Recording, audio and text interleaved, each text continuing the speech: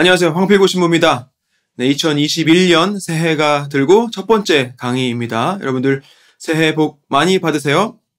네, 올해는 더 행복하고 더 건강하게 진리에 더욱더 가까워지는, 또 우리의 모습이 예수님 모습과 더욱 닮아가는 그런 한 해가 되길 바랍니다.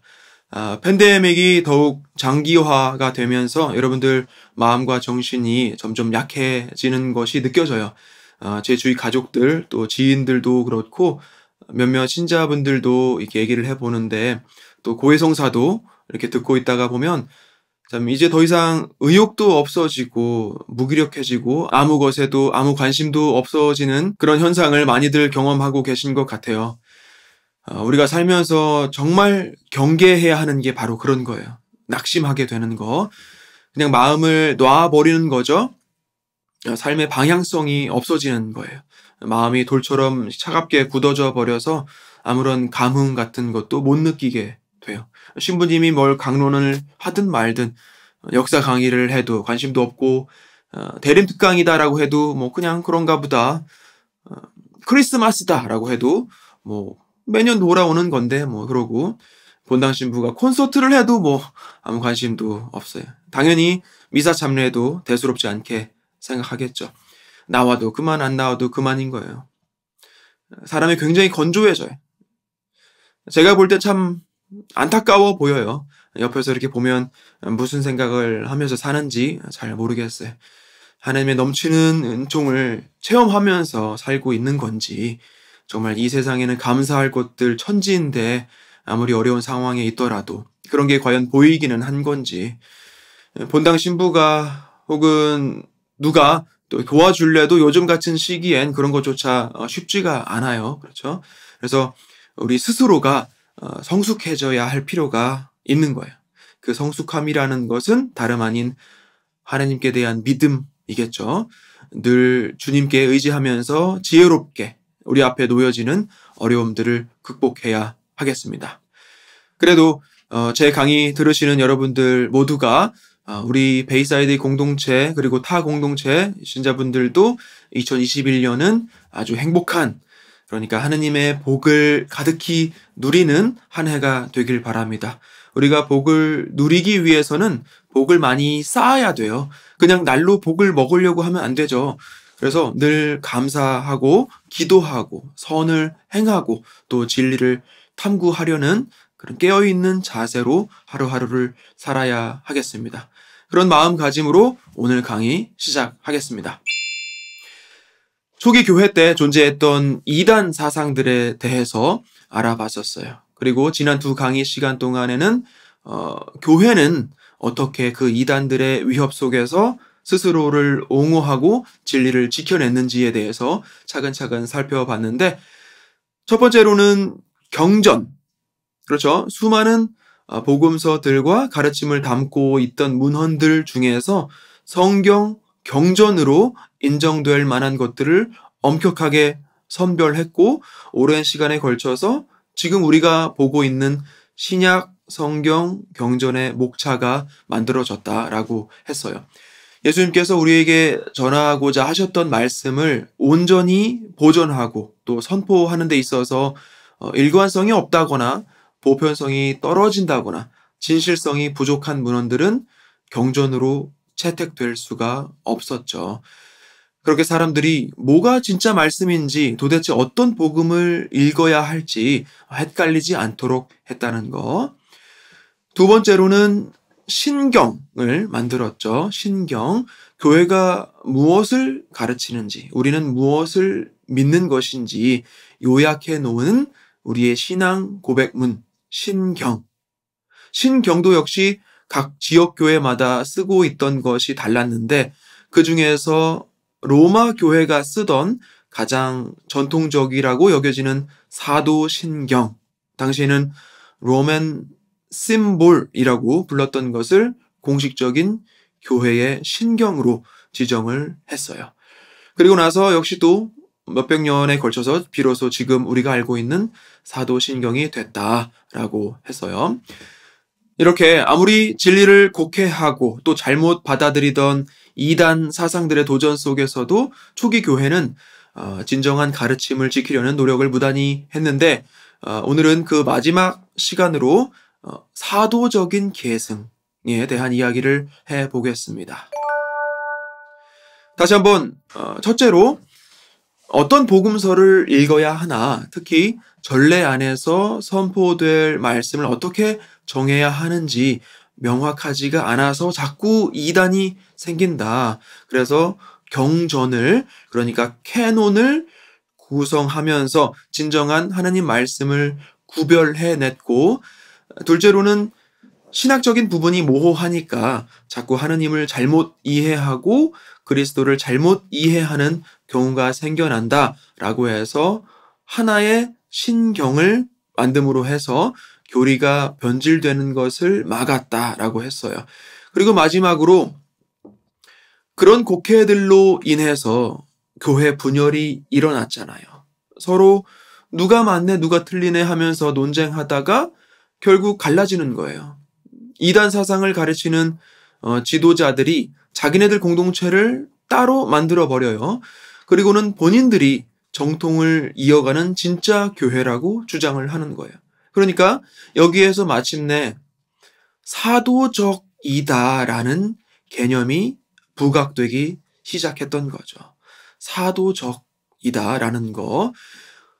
경전을 구성하고 신경이 만들어지는 과정에서도 필수적이었던 요소였던 이 사도성이라는 것이 중요하게 여겨지게 되는데, 교회란 그리스도께서 세우셨고 하느님의 말씀인 경전을 가지고 있고 하느님에 대한 올바른 진리를 드러내는 신경으로 신앙을 고백한다. 교회 모든 활동은 성령께서 이끄시는 것이다. 그러니 교회는 거룩한 것이다. 또한 경전과 신경과 같은 전통이 계승되도록 하는 그 어떤 연결고리 또한 거룩하다라는 인식이 생겨나게 돼요. 그 연결고리란 다름 아닌 사도라는 거죠. 너도나도 자기네가 그리스도의 교회다라고 주장을 하는데 그거에 대한 어떤 기준이 있어야 될 거 아니에요. 그냥 성경 읽고 신경 외우면 다 거룩한 교회가 되는 거예요? 그렇지 않죠? 초기 교회가 그래서 스스로의 정통성 또는 그리스도께 받은 권위를 증명하기 위해 내세웠던 것은 바로 사도성이었어요. 예수 그리스도께서 사도 위에 교회를 세우셨고 사도들에게 당신 가르침과 사명을 직접 전해주셨기 때문에 사도들로부터 이어오는 공동체만이 그 권위를 가지고 정통성을 가진다라는 거죠. 어느 날 갑자기 누군가가 성경을 읽고 사람들한테 가르치고 또 자기 공동체를 만들었다고 쳐요. 딱히 뭐 이단이든 아니든 그게 중요한 게 아니고 뭘 잘했던 잘못했던 그런 걸 떠나서 우리가 그 공동체를 독자적으로 마음대로 만들어낸 그 공동체를 거룩한 교회, 즉 성교회라고 부를 수는 없다라는 거예요. 몇 명이 모여서 성경을 읽고 찬송가 부르고 착하게 살자 으쌰으쌰 하고 좋은 얘기도 서로 주고받고 뭐 아무 잘못된 건 없어요. 그렇죠? 하지만 그런 무리들이 전부 다 교회가 되는 건 아니다 라는 거죠. 하느님도 한 분, 성경도 같은 성경을 보고 하나의 신경을 바치고 세례도 하나, 교회도 하나예요. 시대가 지나도 교회를 하나로 묶어주는 건 근본적으로는 성령이시지만 사도들을 통해서 그 정통성과 권위가 이어지게 된다. 영지주의에서는 자기네들만 진리를 가지고 있고 그 진리는 마치 비밀처럼 신비롭게 특정 선택받은 이들을 통해서만 전해지고 그들만 알 수 있다라고 주장을 했고 마르키온주의자들은 특정 성경만을 고집했죠. 특히 바오로 서간이나 루카복음서 같은 그것도 자기네들 마음대로 수정을 하고 구약은 아예 인정을 안 했고 유대교 전통은 아예 단절을 시켜버렸어요. 그런데 가톨릭 교회에서는 그렇지 않다. 진리라는 건 바오로나 루카 혹은 어느 특정 사도에게만 전해진 것이 아니다. 사도 전체에게 전해졌고 또 그것은 우리 모두가 알도록 훤히 드러나 있는 것이지 절대 비밀이 아니다라고 반박을 했어요. 교회의 권위는 사도를 통해 계승된다라는 개념이 중요한 거예요. 만약에 예수님께서 어떤 비밀 같은 걸 남겨놓고 가셨다고 쳐요. 누구한테 그럼 그 얘기를 했을까요? 당연히 사도들이겠죠. 그럼 그 사도들이 그 비밀을 어떻게 했겠어요? 그들의 후계자들에게 전했겠죠? 당시는 각 지역 교회의 지도자들이 사도들의 후계자들이잖아요. 그러니까 어떤 비밀 같은 게 있었다고 하더라도 그건 사도들, 또 사도들의 제자들, 그리고 그들의 후계자들을 통해서 계속 내리 전달됐을 거예요. 그 후계들의 후계들이 지금의 누구들이에요? 주교들이죠. 뭐 어쨌든 무슨 비밀 같은 거는 원래 없어요. 절대적인 진리라는 것은 누구에게나 드러나 있어야 하고 누구나 알 수 있는 것이어야만 해요. 여러분들 혹시라도 누가 와서 뭐 하늘의 비밀을 알려주겠다 이러면서 접근하면 뭐라고 해야 돼요? 이미 알고 있다라고 해야죠. 그렇게 말하는 사람은 진리를 모르는 사람일 거예요. 그러니까 오히려 여러분들이 그런 사람을 가르쳐야죠. 도를 아십니까? 하면서 다니는 사람들 요새도 있나요? 저도 한두 번 이렇게 만나서 길게 얘기를 해본 적이 있어요. 궁금해서. 한국에서도 그런 적이 있고 뉴욕에서도 그런 사람들이 예전에 있었어요. 지금도 있는지 모르겠는데 맨하탄 나가도 그 우리은행 앞에 예전에 거기 가만히 친구 기다리면서 있다 보면은 누가 하나가 와요. 그래서 그렇게 다가오는 접근하는 사람들이 있었는데 요즘에는 있는지 모르겠어요. 어쨌든 애초에 천기누설 뭐 이런 거는 없는 거예요. 아시겠죠? 너는 모르고 나는 아는 신비로운 비밀 그런 거 없어요. 영지주의자들의 주장은 틀린 거예요. 자, 그래서 각 지역 교회들이 권위와 정통성을 증명하기 위해서 사도로부터 이어져 내려오는 계보를 밝혀야만 했어요. 로마, 안티오키아, 에페소 뭐 이런 공동체에서 우리 주교가 어떻게 임명됐고 그러니까 서품이죠. 누가 서품했고 거슬러 올라가면 예수님께서 뽑으신 사도 누구로 이렇게 이어져 내려온다. 뭐 이런 걸 뭐 별로 어려운 건 아니죠. 이런 게 다 밝혀낼 수가 있었던 거예요. 기록이 있었으니까. 반드시 그 연결고리가 있어야만 됐어요. 제가 사제인데 누가 저를 서품한 거예요? 우리 교구장 디마지오 주교님이 저를 서품했잖아요. 그럼 디마지오 주교님은 누가 서품한 거예요? 계속 그렇게 올라갈 수 있는 것. 이렇게 올라가다 보면 예수님까지 올라갈 수 있는 거죠. 이 끈이 있어야 한다고요. 포도나무에 가지가 붙어 있어야 열매를 맺는 것처럼 사도성으로 이 모든 것이 연결이 되어 있어야 한다는 얘기예요. 그냥 나 주교하고 싶다고 하고 사제하고 싶다고 그냥 다 할 수 있는 게 아니고 교회하고 싶다고 다 교회할 수 있는 게 아니라고요. 사도성이 반드시 있어야 한다. 가톨릭 교회에서 가톨릭은 보편적이다라는 뜻이라는 거 얘기했었죠. 누구나 하느님의 자녀로서 교회의 일원이 될 수 있다. 선택받은 민족뿐 아니라 모든 민족 또 모든 이에게 구원의 문은 열려 있다. 라는 것을 의미하고 또 강조하는 가톨릭이란 말을 처음 쓴 사람은 안티오키아의 주교였던 이냐시오인데 그 당시에 가톨릭 교회라는 용어를 썼던 건 사실은 아이러니하게도 보편성을 강조하기보다는 다른 이단들과 구별하기 위해서 썼던 거예요. 가톨릭 교회라고 하면 정통교회라는 표현이 되는 거죠.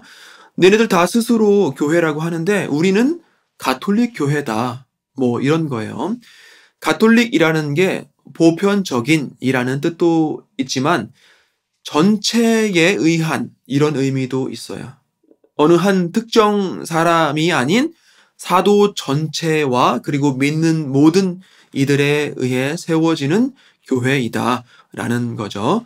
교황의 교회도 아니고 주교들만의 혹은 성직자들만의 교회가 아닌 우리 전체에 의한, 전체를 위한 교회이다라는 말이에요. 다시 한번 교회의 권위 또 정당성 혹은 정통성과 사도성의 관계는 굉장히 중요해요. 단순히 누구 말이 옳고 누구 말이 틀리다를 판가름하기 위해서만은 아니고 교회의 본질과 관련이 있기 때문에 그래요. 아직은 제가 니케아 콘스탄티노폴리스 신경에 대한 얘기를 자세하게는 안 했지만 신경 안에 교회에 대한 믿음 그 부분을 한번 볼게요. 우선 사도신경에서는 뭐라고 하죠? 거룩하고 보편된 교회와 라고 하죠. 지금까지 다 배운 부분이에요. 교회는 보편되고 거룩하다는 거 지금 우리가 배웠으니까 무슨 뜻인지 알지만 어떻게 보느냐에 따라 얼마든지 곡해가 가능할 수는 있어요. 그래서 니케아 신경에서는 좀 더 자세하게 풀어놨는데 뭐라고 해요? 하나이고 거룩하고 보편되며 사도로부터 이어오는 교회를 믿나이다. 하나이고 거룩하고 보편되며 사도로부터 이어오는 교회를 믿나이다. 이렇게 우리가 고백을 해요. 이게 교회의 특징이에요. 교회는 어떤 것이냐라고 했을 때 이 네 가지 특징을 가지고 있는 거죠. 그리고 동시에 교회가 되기 위한 필수 조건이 되기도 하는 거예요. 교회는 하나이고 거룩하고 보편되며 사도로부터 이어온다. 다시 말하면 하나이지 않거나 거룩하지 않거나 보편되지 않거나 사도로부터 이어오지 않으면 교회가 아니다라는 얘기예요. 자, 지금부터 제가 하는 얘기를 오해 없이 들으시기 바랍니다. 우리 가톨릭 교회는 2차 바티칸 공의회 이후에 에큐메니즘이라고 하죠. 교회 일치 운동에 참여해 오고 있어요. 기본적으로 그리스도교 공동체들과의 화합을 추구하는 거예요. 개신교와 동방정교회가 갈라져 나간 후에 수세기 동안 서로 간의 오해의 골이 점점 깊어진단 말이에요. 이건 하느님께서 바라시는 일이 아니죠. 그리스도께서 세우신 교회는 하나였는데 왜 이렇게 우리가 분열된 상태로 살아갈 수밖에 없는 거냐라는 거예요. 이러지 말고 서로 화합할 수 있는 길을 모색해보자 하면서 무단한 노력을 해오고 있죠. 더 나아가서는 불교와 이슬람교 지도자들과도 교류를 하면서 서로 존중하면서 공존하자 한단 말이에요. 자, 그런데 지난 50년간 사실 에쿠메니즘의 시작은 더 오래됐죠. 적어도 가톨릭 교회가 참여해 오고 있는 이 50년간의 교회 일치 운동이 왜 이렇게 어렵냐라고 했을 때 다른 여러 이유에 앞서서 신학적인 견해가 달라서 그래요. 우리가 지금 초기 교회의 이단으로 인한 분열을 배웠는데 이런 현상이 이후로도 계속 일어나게 돼요. 지금까지도 그렇죠. 뭐가 있어요? 삼위일체에 대한 교리, 성령에 대한 거, 성모 마리아에 대한 부분, 사도로 교회의 권위가 이어온다라는 거, 사도좌에 대한 것도 그렇고, 그렇죠? 다른 공동체들은 교황이나 주교와의 관계가 없어요. 사제직, 또 성체성사, 성인들과의 통공, 연옥 영혼을 위하여서 기도해 주는 거, 이런 거 다 개신교에서는 말도 안 되는 얘기예요. 육신과 함께 부활한다. 영지주의에선 안 믿죠? 왜? 육신은 물질의 세계의 것이고 악한 거니까 육신은 벗어버려야 하는 껍데기에 불과한 것이지 부활해서 영생을 누릴 때 절대 필요가 없다라는 거예요. 이런 여러 신학적인 견해의 차이를 좁히기가 너무 어려운 거예요. 누가 어떻게 얼만큼 이걸 양보하고 타협하려고 하겠어요. 목숨을 걸고 지켜야 하는 신념인데. 자, 우리가 살고 있는 사회는 종교의 자유가 보장되죠. 누구나 자신의 의사에 따라 원하는 종교를 가질 수 있는 권한이 법적으로 보장되어 있어요. 종교를 갖지 않겠다라고 해도 아무 문제가 안 돼요. 하지만 어떤 종교를 가져도 된다라는 말이 그 모든 종교가 동등하게 절대적인 진리를 가지고 있음을 의미하는 건 아니에요. 수백 권이 되는 복음서들 중에서 딱 4권만 그 우월성을 인정받고 경전으로 채택됐어요. 그 많은 심볼들 중에서 로마의 사도신경만 교회의 공식 신앙 고백문으로 정해졌단 말이에요. 사람들이 모시는 신들도 셀 수 없이 많죠. 인도에만 가도 신이 몇백, 몇천이 돼요. 중동 지역으로 가면 고대부터 모시고 있는 신들이 엄청나게 많아요. 신화도 많고 밤하늘의 별들도 다 신들 아니에요. 자, 그럼 그런 신들도 신이고 우리가 믿는 하나님도 신이면 다 같은 레벨인 거예요. 뭘 믿든 안 믿든 그건 본인 자유지만 여전히 하느님의 우월성에 대한 부분은 절대 타협할 수가 없는 거예요.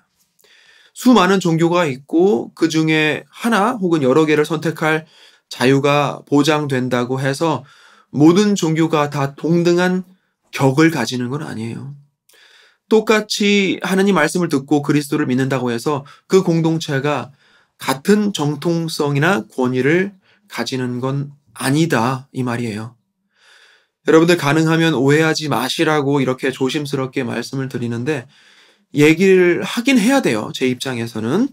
이 강의를 어차피 우리 본당 교우들도 듣는 분들만 들으시고 하기 때문에 뭐 다른 본당 분들이나 더욱이 개신교 신자분들이 들으실 가능성은 거의 없다고 보는데 이게 또 뭐 유튜브잖아요. 공개적인 컨텐츠이고 지워지지만 않으면 언젠가는 개신교 신자분들도 보시게 될지 몰라요. 절대 오해하지 마세요. 다른 종교를 폄하하려는 의도는 1도 없습니다. 저는 교회 일치 운동, 에큐메니즘을 추구하는 사람이에요. 자, 나중에 16세기 종교 개혁, 그러니까 개신교 개혁에 대해서 이야기를 할 때 더 자세히 그 배경이나 본질에 대해서 설명을 하겠지만 여러분들 가톨릭과 개신교의 차이점에 대한 질문 많으실 거라고 생각해요. 어떻습니까? 얼마큼까지 생각해 보셨어요? 뭐가 있을까요? 마리아를 공경하고 말고의 차이? 뭐 당연히 그렇기도 하죠. 또 뭐가 있나요? 가톨릭 사제는 결혼을 못하고 개신교 목사님은 결혼을 하고 뭐 그런 거.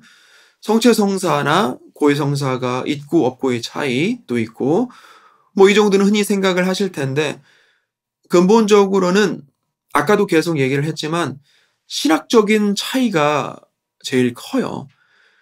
그 부분은 나중에 이제 16세기 가면 다시 얘기를 할게요. 우리가 아직 2, 3세기 초기 교회까지 밖에 못 왔는데 뭐 훅 건너 뛸 수는 없죠. 오늘 강의 주제와 관련 지어서 얘기를 해보자면 가톨릭 교회와 개신교의 차이. 결론부터 간단하게 말해볼게요. 한쪽은 교회이고 다른 한쪽은 교회가 아니에요. 다시 한번 가톨릭과 개신교의 차이. 한쪽은 교회이고 다른 한쪽은 교회가 아니에요.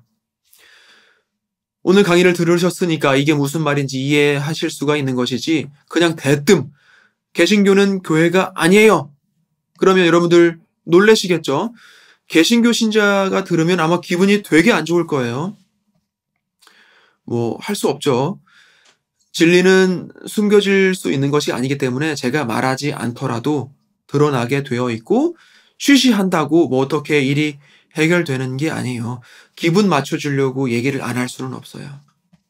자, 교회사 강의에서 이단에 대해 공부하는 이유가 우리 신앙을 더욱 명확히 배우고자 하는 것이다 라고 했던 거 기억하시죠?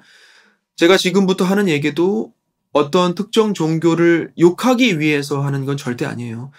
우리 가톨릭 신앙을 더 잘 알도록, 이해할 수 있도록 하는 것이고, 오히려 다른 종교를 가진 사람들도 교회로 돌아오기를 바라는 마음에서 하는 이야기예요.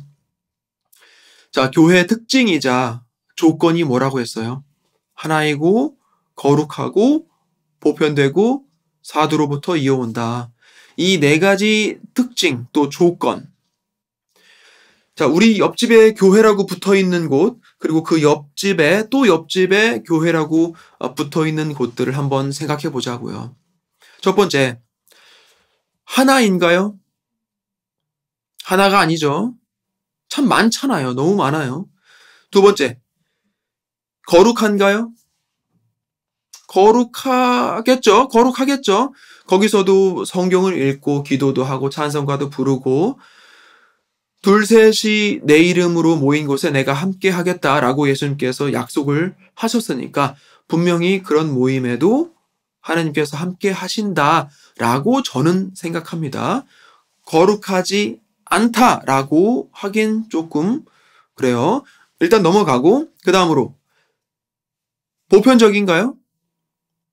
그렇지 않아요. 물론 누구나 다 환영을 하겠죠. 그런 공동체에서도. 하지만 전체에 의한 교회는 될 수 없어요.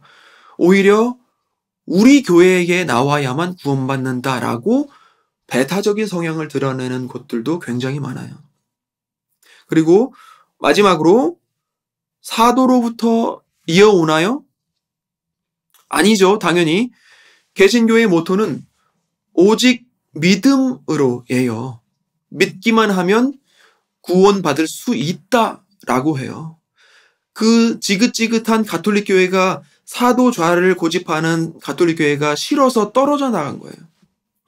교회라는 공동체조차도 사실은 개신교 입장에서는 필수적인 요소가 아니에요. 구원을 위해서는 교황도 필요 없고 주교도 필요 없고 성죄성사도 필요 없고 고해성사도 필요 없고 사제도 필요 없죠.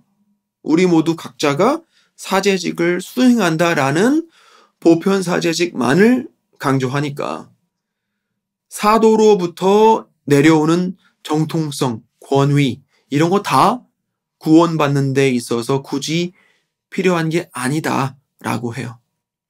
자, 교회가 되기 위한 네 가지 조건 중에 세 가지는 확실히 없고 한 가지는 maybe. 그러니까 개신교는 교회가 아닌 거예요. 그럼 뭐냐?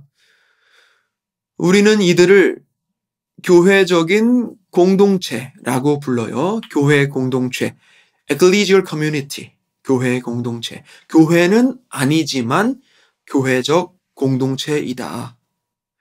이게 우리 반대편에 있는 이들이라는 얘기가 아니에요. 한 형제이다라는 얘기죠. 한 형제인데 잠시 떨어져 나가 있을 뿐이다. 언젠간 돌아와야 할 형제이다라는 표현이에요. 그리고 지금 그 과정에 있는 것이고요. 실제로 루터교나 다른 개신교 종파들과의 교류가 계속 이어지고 있죠. 신학적인 어떤 타협점을 찾아가는 그 단계에 와 있어요. 그럼 또 한편으로는 동방정교회는 어때요? 나중에 11세기 가서 다시 자세히 이야기를 할 텐데 동방정교회는 교회의 그 네 가지 특징과 조건에 충족을 해요. 그렇죠? 물론 로마 교회 사도좌인 교황과 온전하게 일치를 이루고 있지는 않지만 사도로부터 내려오는 정통성과 권위를 가지고 있죠. 한때는 서로를 파문했던 아픈 역사도 있었지만 지금은 다 철회하고 다시 일치를 위한 방향으로 가고 있는 중이에요. 앞으로 계속 역사 공부를 하면서 어떻게 그런 과정을 겪게 되는지도 배우시게 될 겁니다. 자, 여기까지 초기 교회가 직면하고 있었던 이단 사상들과 분열에 대해서 교회는 어떻게 대응했고 어떻게 진리를 수호했는지에 대해서 알아봤어요. 오늘은 특히 사도성, 이라는 중요한 개념에 대해서 집중적으로 이야기를 했는데, 가톨릭 신앙이라는 것은 앞으로도 제가 계속 이야기를 하겠지만 항상 두 가지가 함께 가요. 하느님의 부르심과 우리의 응답, 예수님의 신성과 인성, 영혼과 육신, 구약과 신약, 성경과 성전, 다 이렇게 양쪽의 균형과 조화, 또 일치가 필수적이에요. 교회를 하나로 만들어주는 힘도 역시 성령과 그리고 사도성이라는 거. 어느 한쪽에만 치우쳐져서 편협한 시각으로만 이해하려고 하면 결국 진리를 왜곡하게 된다는 거 절대로 잊지 마시기 바랍니다. 계속해서 초기 교회의 성장에 대한 부분 이어나갈 텐데, 다음 시간에는 교부에 대한 이야기로 가보도록 할게요. 교부라고 하면은 교회의 아버지라는 뜻인데, 누가 과연 교회의 아버지이고 교회의 역사 속에서 어떤 중요한 역할을 했는지에 대해서 살펴보도록 하겠습니다.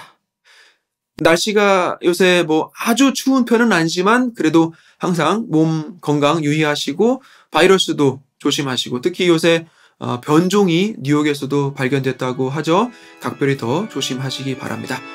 다음 주에 다시 뵙도록 하겠습니다. 고맙습니다.